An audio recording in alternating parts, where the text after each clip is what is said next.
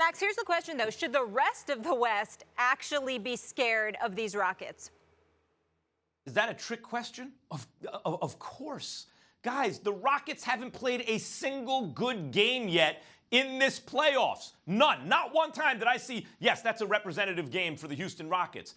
And they beat the brakes off of the T-Wolves last night.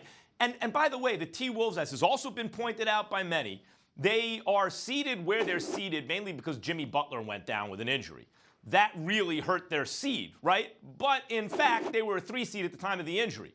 And when you look at that team, even Rose is balling off the bench. But when you look at that team, Karl Anthony Towns, you can criticize the way he's playing, whatever. They got Towns, and they got Butler, and they got Wiggins and Teague. And that's a loaded team. That's a really good team. That's a team that is thinking, if we don't have championship aspirations this year, then next. They are coming up in the world and really a top half of the Western Conference level of kind of play that you would expect from them. Again, the seed low because of Butler.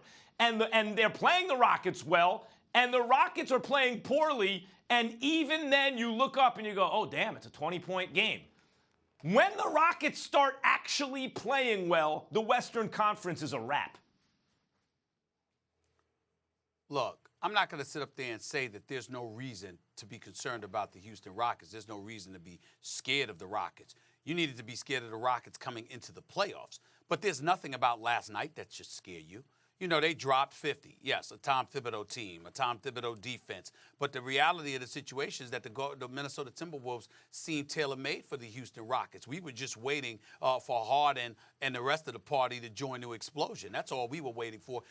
Minnesota has a tough time scoring the basketball. Karl Anthony Towns, he looks better than he did the first 2 games. But Clint Capella serves as a source of kryptonite because he's one of the few big men in the game of basketball who can play above the rim and can run the floor the way Karl Anthony Towns runs, plus match the athleticism. So what Karl Anthony could, if he wasn't stronger than you, he was faster than you. He was more athletic than you, more versatile than you. Well, that doesn't apply when it comes to Clint Capella, because Clint Capella is one of those prototypical centers in today's NBA game that can serve as a kryptonite to some degree to Karl Anthony Towns, and that's what we're learning in this particular situation. Outside of that, what did James Harden did that surprised anybody? Please, this brother's the MVP. As far as I'm concerned, he's that special. CP3, we understand that. Trevor Ariza still made sure to chip in 15 points.